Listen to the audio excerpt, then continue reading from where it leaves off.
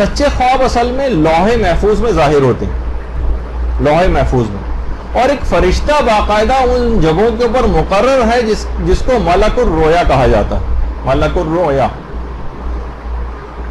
یعنی وہ فرشتہ جو خوابوں کے سلسلے میں تعینات۔ اب جو بھی کوئی نیکی یا کوئی بدی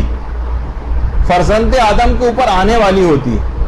بعض اوقات کچھ بشارتیں ہیں وہ دی جانے والی ہوتی ہیں، بعض اوقات کچھ خوشخبریاں ہیں وہ اس کو دی جانے والی ہوتی ہیں، بعض اوقات کوئی ہدایت دینی ہوتی ہے۔ تو اب کیونکہ وحی کا سلسلہ تو موقوف ہو گیا پیغمبر اسلام کے بعد، اب لوگوں تک بہت سی چیزوں میں براہ راست پروردگار ہدایت نازل کرنا چاہتا ہے تو اس لوح محفوظ میں اس کو لکھ دیتا ہے، وہاں سے وہ ملک الرؤیا اس ہدایت کو لیتا ہے اور مومن کے خواب میں آ کر اس کو ظاہر کرتا،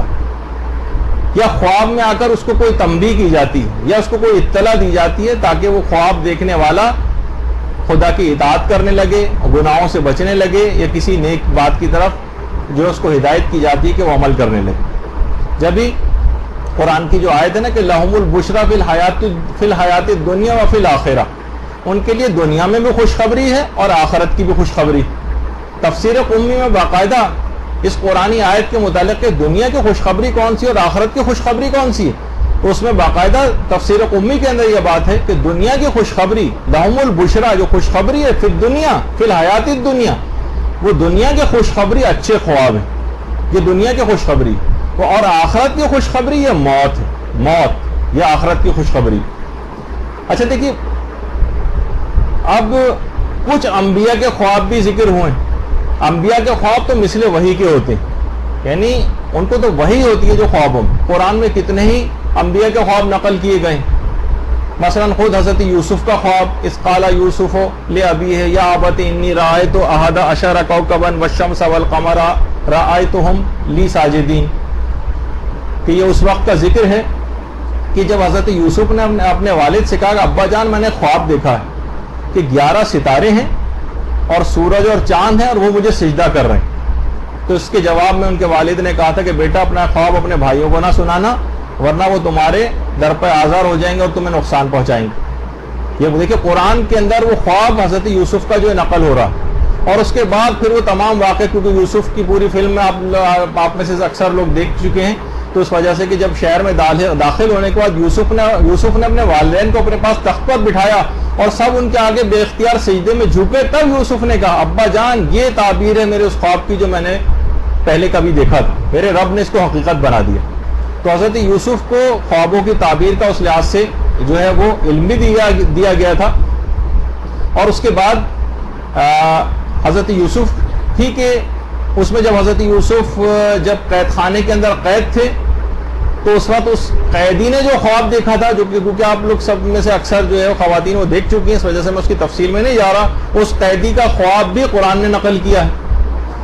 اور اس کے بعد جو بادشاہ مصر تھا اس کا خواب بھی جو ہے وہ قرآن کے اندر تذکرہ ہوا ہے کہ جو 7 موٹی گائے جو تھیں وہ 7 کمزور اور دبلی گایوں کو کھا رہی تھیں، اور اس کے بعد حضرت یوسف نے اس کی تعبیر وغیرہ جو ہے وہ بتائی تھی۔ تو آپ نے دیکھا کہ انبیاء کے خواب وہ تک قرآن کے اندر ذکر ہوئے ہیں۔ اسی طریقے سے حضرت ابراہیم کا خواب ذکر ہوا ہے، قال یا بنی انی ارا فی المنام، بیٹا میں نے خواب کے اندر دیکھا ہے کہ میں تم کو ذبح کر رہا ہوں۔ اور اس کے بعد پھر پورا وہ خواب جو سب آپ لوگوں کے علم میں ہے کہ کس طرح سے جو ہے وہ خواب سچا کر دکھایا حضرت ابراہیم نے، اور اس کے بعد جب چھری چلانا چاہی تو پھر وہ وہاں پر ایک جانور آ گیا اور اس کے گردن پہ چھری چل گئی وغیرہ وغیرہ، تو وہ سب کچھ یہ سارے خواب قرآن نے ذکر کیے الگ سے۔ اسی طرح سے پیغمبر اسلام کا بھی ایک خواب کہ وَلَقَدْ صدق اللہ رسولہ الرؤیا بالحق لَتَدْخُلَنَّ الْمَسْجِدَ الْحَرَامَ انشاءاللہ، یعنی کہ پیغمبر اسلام کو جو سچا اور واقع کے مطابق جو خواب ہے وہ دکھایا کہ تم لوگ مسجد الحرام میں اپنا سر مونڈنے کے بعد اطمینان کے ساتھ مسجد الحرام میں داخل ہو رہے ہوں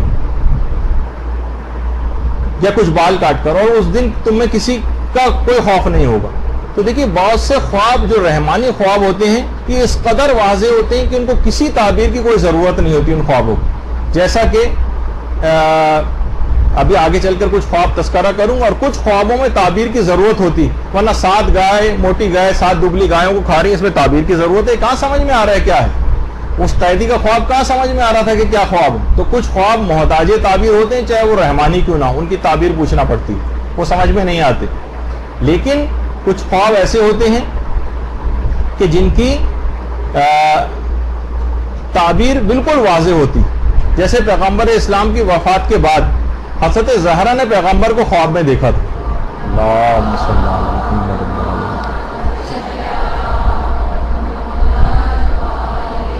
آپ نے دیکھا خواب میں، مجھے معلوم ہے کہ بہت زیادہ شدید گرمی ہو رہی ہے، لیکن کیا کریں، ان چیزوں کو یہاں پر برداشت کرنا پڑے گا. گرمیاں شروع ہو گئی، ان چیزوں کے لیے آپ تیار رہیے. لائٹ جاتی رہے گی اور یہ اس قسم کے مسئلے یہاں پر آتے رہیں گے. بہرحال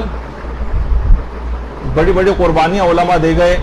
یہ تو اس کے مقابلے میں کچھ بھی قربانی نہیں ہے جو ہم یہاں پر اس کا شکایت کر رہے ہیں. تو بہت سے رحمانی خواب بالکل واضح ہوتے ہیں، جیسے شہزادی نے خواب دیکھا پیغمبر اسلام کی رحلت کے بعد کہ آپ جنت میں داخل ہو رہی ہیں، تو پیغمبر نے آگے بڑھ کر بیٹی کو گلے سے لگا لیا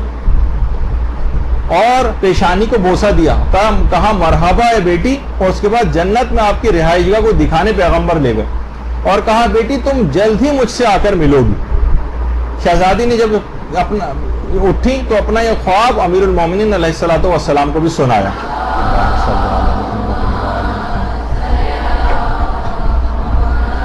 رحمانی خواب تھا، بالکل واضح تعبیر تھی کہ شہزادی بھی اب پیغمبر اسلام سے ملاقات کے لیے کچھ عرصے بعد ان کی بھی شہادت ہونے والی. باقاعدہ سفینۃ البحار کے اندر یہ خواب بھی نقل ہوا. اسی طرح سے 9 محرم کی رات کو امام حسین علیہ الصلوۃ والسلام نے خواب دیکھا تھا.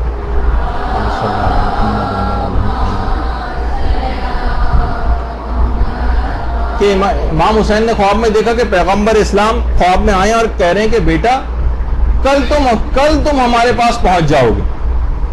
یہ بھی خواب بالکل واضح تھا اور یہ کوئی محتاج تعبیر نہیں تھا. تو بعض اوقات بہت سے رحمانی خواب محتاج تعبیر ہوتے ہیں اور بہت سارے رحمانی خواب ایسے ہوتے ہیں کہ جو بالکل واضح ہوتے ہیں، اس میں کسی تعبیر کی ضرورت نہیں ہوتی.